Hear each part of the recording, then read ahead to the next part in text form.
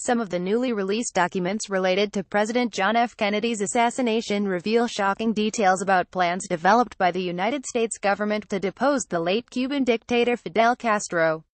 As Miami New Times reports, a set of documents related to Operation Mongoose, which was the Central Intelligence Agency's plot to remove Castro from power, show that the U.S. at one point considered staging terrorist attacks against Cuban refugees that were either headed to or were already residing within the country.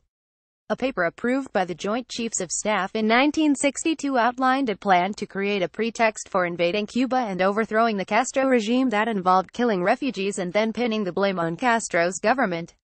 We could develop a communist Cuban terror campaign in the Miami area, the report read.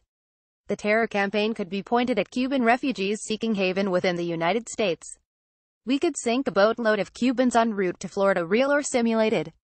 The report also suggested committing attacks on refugees already within the country, as well as exploding a few plastic bombs in carefully chosen spots to make it look as though the Cuban government was attacking people trying to flee to Florida.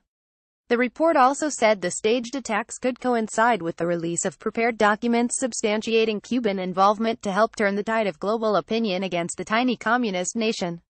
Miami New Times notes that these plans were never carried out, although that doesn't make their inclusion in a report signed off by the Joint Chiefs of Staff any less of a shock.